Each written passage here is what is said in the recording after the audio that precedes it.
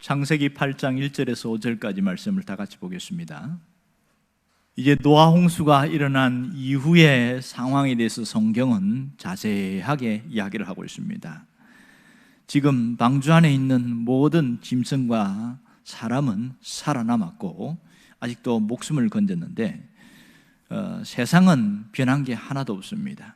지금 계속 달라진 것은 물이 꽉 차 있다는 것이 달라졌고, 이 모든 물이 찬물로 인해서 기존 있었던 모든 것은 다 파괴되었습니다. 건물 파괴되었지요. 모든 지형들 다 파괴되고 완전히 물바다가 된 세상 속에 있는 이 모습입니다. 자, 상상을 해보십시오.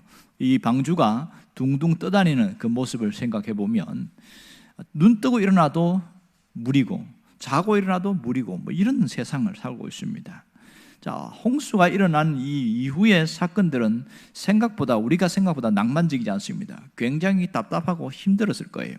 계속 비가 내리고 막 이렇게 막 터지고 할 때는 긴장감도 있고 이러다가 우리가 죽는 거 아닌가, 그러다가 잠잠해질 때부터 살았구나. 그런데 문제는 그런 시간들이 계속 반복되어질 때에 언제까지 우리가 이렇게 물 위에 떠다녀야 될까, 그런 생각하지 않겠어요? 그러면 또 자식들을 묻겠지요. 아버지, 이게 물이 언제 없어집니까? 그러면 뭐라고 이야기해? 나도 몰라. 왜? 하나님이 안 가르쳐 줬거든요. 이 답답한 상황들이 지금 8장에서 나타나는 그 현상들입니다. 세상이 변해도 너무 많이 변했어요. 그런데 지금 물이 얼만큼 있었냐면, 홍수가 이게 난 이후에 계속 있는 150일간 지금 계속 온 세상이 물천지더라, 이렇게 이야기를 하고 있단 말이에요. 자, 이럴 때에 무슨 생각이 들까요? 그 심리적 부담감이, 이러다가 방주가 구멍이 난다든지 또 문제가 생기면 우리도 죽을지 몰라, 그런 두려움이 당연히 있겠지요. 충분히 그럴 수 있습니다. 오늘 성경을 읽다 보면 특이한 단어가 나오는데 8장 1절에 보면 하나님이 기억하사, 이런 단어를 쓰고 있어요. 도대체 뭘 기억했다는 것인가? 이 일에 어떤 일이 벌어졌길래 갑자기 8장 1절에 와서 하나님이 기억하사 그렇게 얘기했을까요? 그것은 7장 24절에 나오는 내용과 연결됐기 때문에 그렇습니다. 자, 7장 24절에 뭐라고 그래요? 물이 150일을 땅에 넘쳤더라 그랬어요. 자, 땅에 넘쳤다는 것은 땅이 보인다는 거예요, 안 보인다는 거예요? 하나도 안 보인다는 거지요. 완전히 넘친 이후에 더 이상 7m 이상이 더 높여져서 그렇게 해서 넘쳐있는 상황이 계속되는데 150일간은 어마어마한 시간들이 지나가고 있습니다. 이때에 150이라는 시간은 굉장한 힘든 일이지요. 자, 우리가 여기서 하나 놓치고 가면 안 되는 게 하나 있는데 뭐냐면, 노아 홍수, 그러니까 우리가 어떤 뭐 미국 플로리다나 뭐 다른 더 인도라든지 그런 큰 대홍수 난 그런 정도로 생각하는 사람이 있습니다. 그런데 이 홍수는 우리가 생각하는 그런 홍수가 아니라 하나님이 세우신 창조 질서의 중단입니다. 창조 질서가 딱 중단되었던 그것이 홍수입니다. 이게 어마어마한 사건이거든요. 엄청난 사건이 여기서 나타나는데, 이때에 방주 안에 있는 그 사람들은 두려울 수밖에 없어요. 견디는데 하나님이 그 다음에는 어떻게 될 것이고 그 다음에 어떻게 될 것이고 이것을 전혀 정보를 주지 않았어요. 그러니 이게 얼마나 답답합니까? 우리가 살아가면서 가장 힘들어하는 게 뭐예요? 하나님께 기도하면 확신이 들어요. 아, 하나님이 역사하실 거야. 하나님이 함께 하시니까 반드시 일이 해결될 거야. 근데 눈앞의 현실은 아무것도 변하는 게 없어요. 오히려 더 답답하기만 하는 거예요. 그 심리적으로 더 위축되어지고, 또 조금만 다른 사람들이 뭔가 한 소리 하면 거기에 흔들려 버리고 막 이런 일들이 굉장히 많거든요. 그러니까 두려움이 찾아올 수밖에 없지요. 이 일들이 노아의 방주 안에서도 일어나는 일입니다. 자, 노아의 방주 속에는 가족들만 있는 게 아니고 온갖 짐승들과 새들과 막 기어다니는 것들, 이런 것들 막 다 들어가 있어요. 이게 지금 150일간 그 안에 있다고 생각해 보세요. 어떤 일이 벌어지겠어요? 상상하기가 보통이 아니죠. 물론 그들의 포악한 짐승들이나 그런 짐승들의 기질들을 하나님이 잠재워 오셔서 온순하게 하겠지만, 그래도 그 방주 속에서 산다는 게 이게 보통 일이 아닌 거예요. 그런 속에서 물은 계속 꽉 차 있지 해결은 안 되지, 이 엄청난 일을 우리가 고민을 할 수밖에 없는 거지요. 자, 여기서 150일간 가득 찼다. 그런데 하나님이 방주 안에 있는 이 노아를 생각해서 150일 이후부터 어떻게 됐어요? 물이 점점 말라가기 시작하는, 이제 꽉 찬 것이 내려가기 시작하는 그것을 지금 보여주고 있단 말이에요. 이 부분을 잘 유의해서 보면 좋겠습니다. 자, 지금 노아가 무슨 기도했을까요? 하나님, 우리가 언제까지 이 배 안에 있어야 될까요? 앞으로 우리는 어디서 살아야 될까요? 이제는 뭘 먹고 살아야 될까요? 가장 기본적인 의식주를 생각해야 되고 고민을 해야 되고, 또 이 방주를 떠다니면 어떻게 됩니까? 물어봤겠지요. 하나님이 뭐라고 대답했어요? 아무 말씀도 안 하신 거예요. 이게 굉장한 일입니다. 아무 말씀 안 했어요. 그 다음 이어지는 이 본문에 보면 아무런 말씀 안 하셔요. 굉장한 여기서 믿음이 필요합니다. 하나님이 말씀 안 하신다고 해서 하나님이 일 안 하시는 게 아니죠. 하나님이 분명히 하나님이 어떻게 하실까? 마음으로 감동을 주시면서 걱정하지 마라, 두려워하지 마라, 분명히 이야기했을 거예요. 기도하면 아무런 하나님 어떤 하시겠다는 계획이라든지 이런 거는 알려주지 않는데 단 한마디, 걱정하지 마, 두려워하지 마, 그 한마디만 주시는 거예요. 자, 이 마음에 하나님 주시는 울림, 그 음성을 듣고 믿고 나가면은 평안을 찾을 수 있고, 그걸 다 믿지 못하면 어떨까요? 불안과 두려움이 더 2배나 커집니다. 기도하기 전보다 훨씬 커지는 거 아세요? 기도 안 하는 사람은요, 내가 기도를 안 해갖고 이렇게 일이 잘 안 풀리나 보다, 이런 생각을 해요. 그런데 기도를 많이 하는데 더 일이 꼬이고 안 풀리면 무슨 생각이 든지 아세요? 기도하기 전보다 훨씬 낙심이 크게 와요. 이게 기도한 사람이 겪는 고통입니다. 아무것도 이루어진 것도 없고 되어지는 것도 없고 말씀하시는 것도 확실히 말씀하시는 게 없어요. 하나님이 우리에게 메시지 줄 때도 걱정하지 마, 두려워하지 마, 이것만 주시니까 뭐 어떻게 하시겠다는 게 아무것도 없으니까 답답할 수밖에 없는 거지요. 자, 오늘 왜 하나님이 여기에 기억하셨을까요? 왜? 1절에 보세요. 노아와 그와 함께 방주에 있는 모든 들짐승과 가축을 기억하사. 노아만 기억한 게 아니고 지금 방주 안에 있는 짐승들도 힘들었다는 걸 알 수 있겠지요. 이 기억한다 하는 이유가 뭐냐? 그것은 노아가 겪는 그 한계 상황, 방주 안에 있는 짐승들이 겪는 더 인내할 수 없는 그 한계 상황을 하나님이 아시기 때문에 주님이 기억하사 이렇게 말씀하시는 거예요. 이게 하나님이 한 첫 번째고요. 또 하나는 하나님이 기억하시다는 말은 이제는 노아와 그 안에 있는 가축, 짐승들, 동물들 통해서 새로운 세계를 열어가시겠다는 겁니다. 그 증거가 17절에 보면 중간에 그런 얘기가 나옵니다. 17절에 무슨 얘기가 나오는지 한번 봅시다. 여기 보면 이것들이 중간 하반절에 보세요. 땅에서 생육하고 땅에서 번성하리라 이래 있어요. 지금 하나님이 뭐 하시겠다는 거예요? 지금 노아의 가족들을 통해서 인류를 재편성해서 번성케 하시고 또 이 짐승들을 통해서 온 땅에 번성케 하시겠다는 겁니다. 이게 창조 질서지요. 생육하고 번성하고 땅에 충만하고 다스리고 하는 이것이 아담에게 준 명령인데 지금 이 일을 하나님이 하시겠다고 한 것이 기억하사, 여기서부터 출발인 거예요. 그렇게 하나님이 시작하신다는 거죠. 자, 놀라운 것은요, 고통을 당할 때에 하나님이 기억하신다는 것을 우리가 알아야 됩니다. 출애굽기 2장에 보면 이스라엘 백성들이 요셉을 알지 못하는 새 왕 때문에 어마어마한 고통을 당하고 있죠. 자유인에 있다가 졸지에 노예가 되어버리면서 국고성인 비돔과 람셋을 짓고 뭐 볏집 주고 이렇게 해갖고 벽돌을 만들어서 쌓고 하는데 정말 고통을 많이 당할 때 그때에 하나님께 부르짖었잖아요.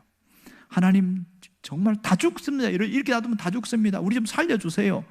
그렇게 부르짖을 때 뭐라고 얘기하냐면 하나님이 기억하셨다 그랬어요.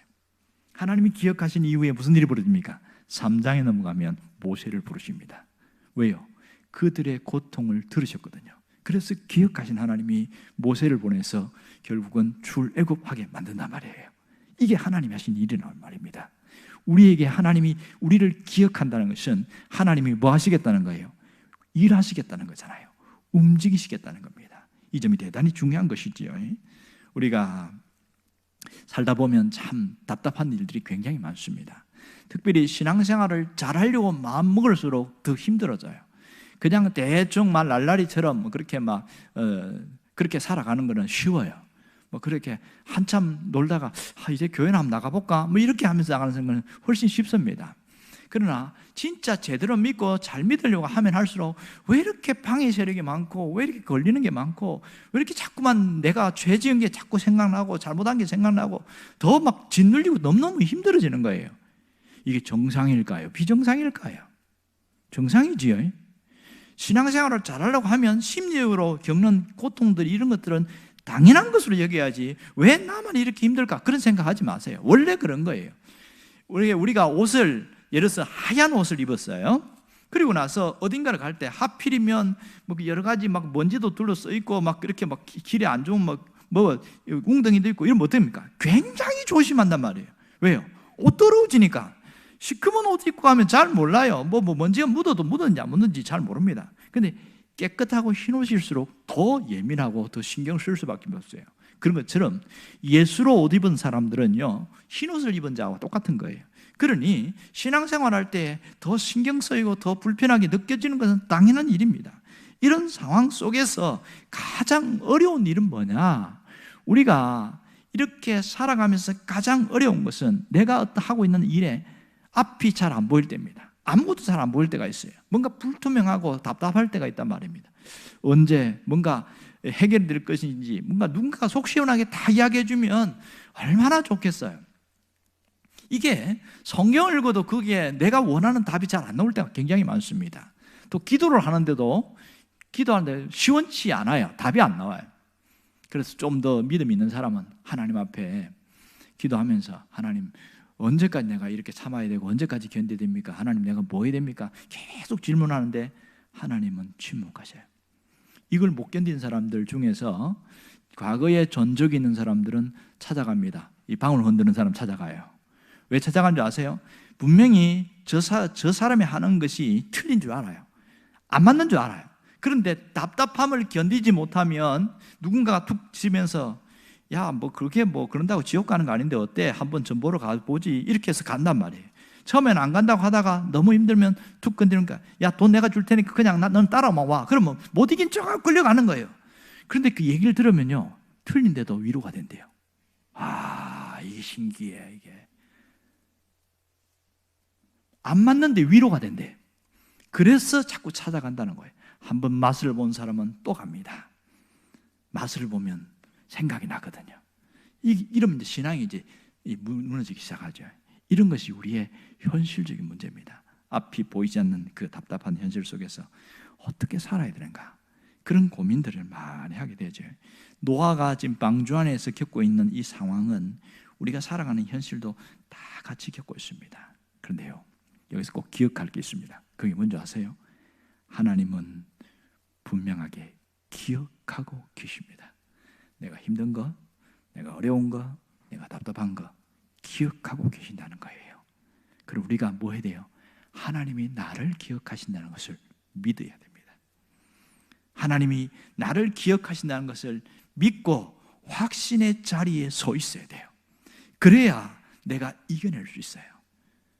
지금 아무리 기도해도 답답하고 그런데 딱 붙들어야 될 건 하나님이 나를 기억하고 계신다.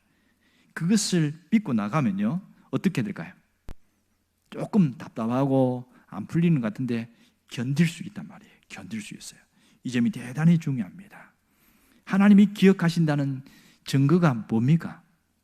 그것은 말씀으로 나를 찾아오시는 겁니다. 희한하지요?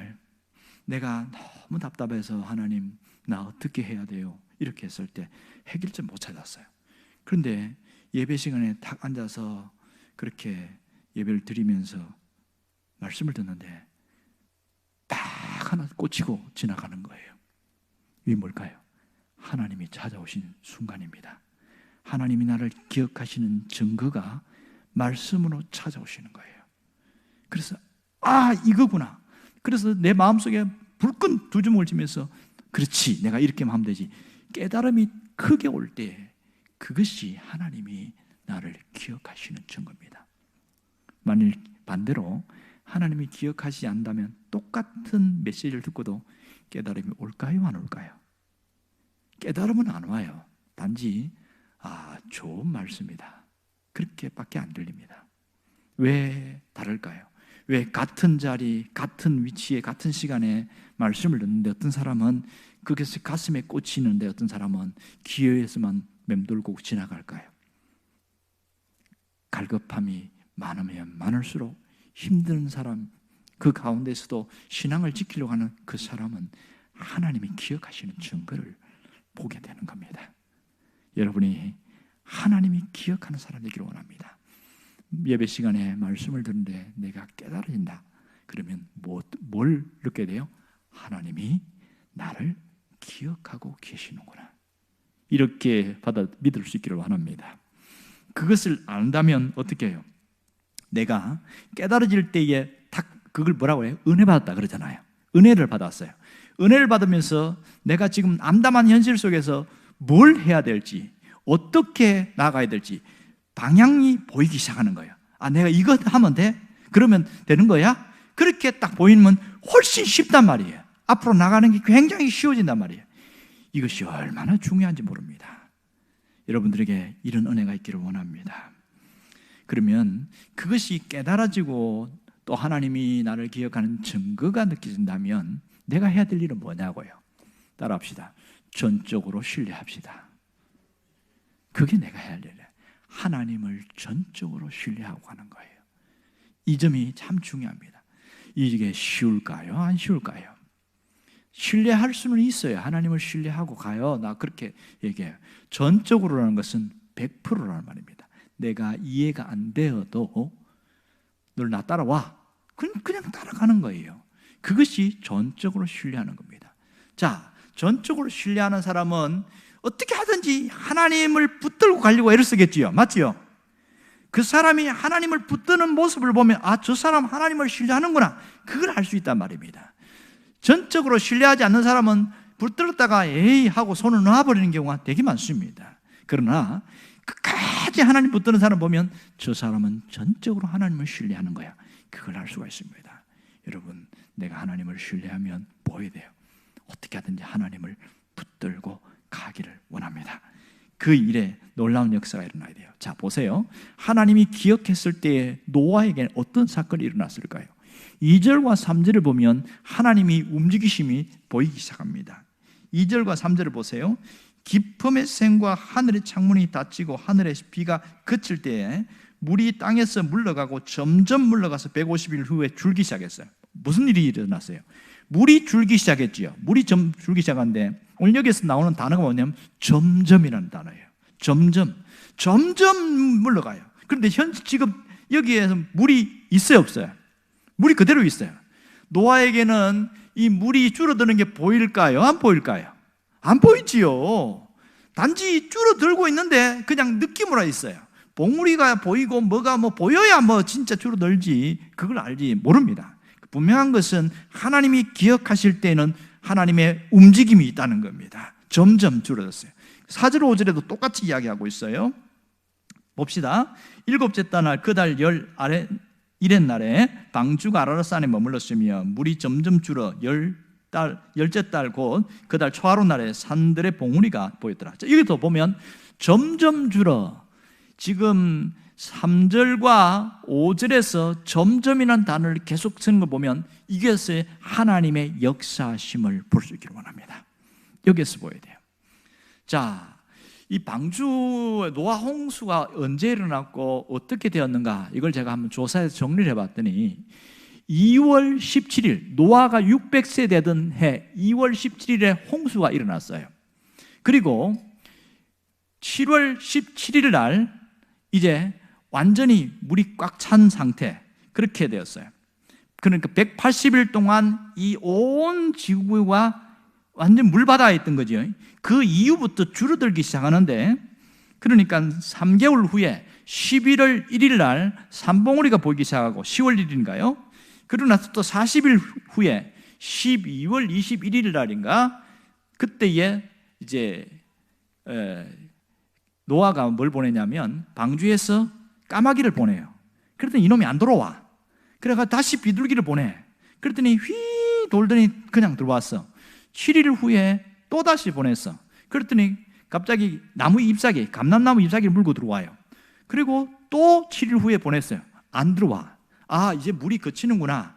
이걸 이제 점점 그치는 것을 보이게 되고, 결국은 완전히 바닥이 드러나게 되어지고 그런 것을 보게 된단 말이에요. 그리고 완전히 그 다음 해 노아 601살 때 2월 27일 날 땅이 완전히 말랐어요. 이제는 축축한 정도가 아니고 바싹 마른 상태. 그러고 난 다음에 하나님이 방주에서 나오다 된다, 이렇게 하나님이 일하신 거 나옵니다. 그럼 거의 1년이 훨씬 넘은 시간 동안 방주 안에 있었던 것을 알 수 있지요. 그렇게 긴 시간 동안 있는데, 우리가 지금 여기 보는 성경은 그 뒤의 이야기가 아닌 지금 150일 지난 180일째 동안에 이 안에 있었던 사건들을 보고 있단 말입니다. 여기서 우리가 뭘 봐야 되냐면, 점점이라는 단어를 통해서 하나님이 어떻게 일하시는가를 보려고 해야 됩니다. 자, 그러면 우리 삶에도 이 점점이라는 하나님의 역사가 있을까요, 없을까요? 있어요. 그런데 내가 알아요, 몰라요? 몰라. 물이 점점 줄어드는데 모른단 말이에요. 그러나 하나님은 분명히 역사하시는 거예요. 내가 가져야 할 태도는, 노아에게 하나님이 이렇게 점점 줄어들게 움직이신 하나님은 내 삶에도 똑같이 일하신다, 그걸 믿는 믿음이 있어야 됩니다. 하나님이 일하실 때 점점 줄어들게 할 때에 어떻게 줄게 하시는지 아세요? 1절에 보면 놀라운 단어가 나와요. 여호와의 바람이라는 단어가 나옵니다. 여호와의 바람. 1절에 보세요. 땅 위에 하나님의 바람을 땅 위에 불게 하심에 이랬어요. 지금 줄어드는데 그냥 줄어드는 게 아니고 바람을 일으켜서 하나님이 줄어들게 했다, 이렇게 이야기하고 있어요. 이것이 그냥 지나가면 별거 아닌 것처럼 보이지요. 그런데 이 여호와의 바람이라는 게 어마어마한 일인 거 아세요? 어디서 알 수 있어요? 출애굽기 14장에 보면 무슨 일이 있습니까? 홍해 앞에 머문 이스라엘 백성들, 거기서 울면서 죽을 것 같다고 그러고 막 소리치던 이들 앞에서 하나님이 홍해를 어떻게 갈랐어요? 하나님의 바람으로 동풍을 불어가지고 샥 갈랐어요. 가른 정도가 아니고 그 땅이 질퍽하니까 빠지면 못 가잖아요. 근데 바람으로 땅바닥을 말렸어요. 마른 땅같이 갔단 말이에요. 그 일을 홍수가 난 이때에 하나님이 바람을 불어서 점점점 가라앉게 해서 이 땅이 결국은 나오게 하고 완전히 말리는 그 과정을 하나님이 끊임없이 하고 있는 겁니다. 여기서 우리가 알 수 있는 것은 지금도 하나님의 바람이 우리에게 나타나고 있습니다. 그것을 잘 못 느낄 뿐이지, 그것이 정확하게 어떻게 나타나냐면 말씀을 통하여 우리에게 하나님이 바람을 일으키고 계십니다. 끊임없이 그 사람의 삶 속에 기적이 일어나는 것은 갑자기 기도 몇 번 했다고 갑자기 기적이 일어나는 것이 아니고, 말씀을 듣고 깨닫고 그러면서 그 사람이 변화되어지면서 하나님의 역사를 믿고 또 신뢰하고 그 반복되는 과정 속에서 어느 날 갑자기 뭔가 탁 이루어져요. 그럴 때 야, 너 대단하다, 어떻게 이런 일이 일어났나? 그럼 내가 기도 몇 마디 했다고 일어나는 게 아니지요. 이 과정 속에는 뭐가 있었어요? 하나님, 여호와의 바람, 하나님이 바람을 일으켜서 우리를 변화시키는데 그 매개체를 뭘 썼어요? 말씀으로 사용하시다는 겁니다. 이 점을 알아야 돼요. 그래서 내가 말씀이 들리고 말씀이 깨달아지고 말씀 안에서 내가 머물러 있는 그런 삶이 계속된다면 하나님의 역사가 계속 일어나고 있구나, 하나님이 내 삶 가운데 바람을 일으켜서 만들어가고 있구나, 그걸 믿기를 원합니다. 그렇다면 오늘 우리가 내가 뭘 하면 될까요? 끊임없이 내가 해야 될 딱 한 가지가 있습니다. 그것은 신앙적인 자기 독백이에요. 자기 독백.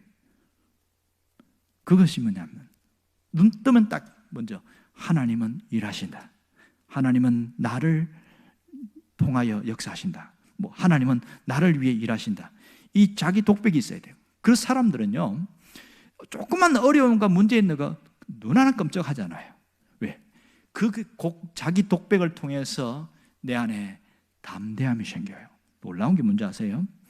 두려움이 밀려왔다가도 순식간에 사라져 버립니다. 희한해요. 눈에 보이지 않는 이 두려움은 얼굴 표정을 통해 나타난단 말이에요.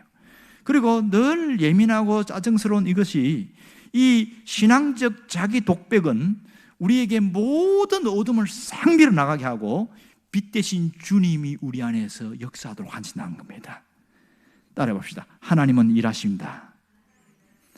나를 위하여 일하신다. 믿습니까?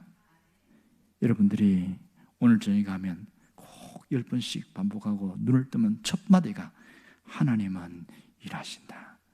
나를 위하여 일하신다. 그렇게 끊임없이 고백해서 언제까지? 확신이 설 때까지, 담대한 마음이 생길 때까지 그렇게 고백하고 독백으로 나가길 바랍니다. 또 하나는 뭔가가 훅 안 좋은 느낌들, 감정들 이런 것이 들어올 때 뭐라고 그래요? 하나님은 나를 위하여 일하신다. 할렐루야! 이러면서 자기 혼자 막 그렇게 하면서 나가는 거예요. 어떻게 될까요? 진짜 담대함이 생기는 거예요. 하나님은 내가 두려운 가운데 있어도 일하고 담대함에도 일하는데, 문제는 두려워하고 있는 사람에게는 하나님의 역사를 볼 수가 없습니다. 또 하나는 그런 가운데 있을 때에는 불신앙이 우리 안에 들어오기 때문에 지연돼 버려요. 그러나 똑같은 상황인데도 확 바꾸어서 담대함으로 나가고 신뢰하는 마음으로 나가고 신앙 고백으로 나가면 시간이 줄어들고 하나님의 역사를 내가 보기에 그 역사하심 속에서 간증할 수 있는 일들이 생기게 되어지고, 그 하나님의 역사 이후에는 내 믿음이 어마어마하게 강해져 있습니다. 여러분이 그 주인공 되기를 주의 이름으로 축원합니다. 기도하겠습니다.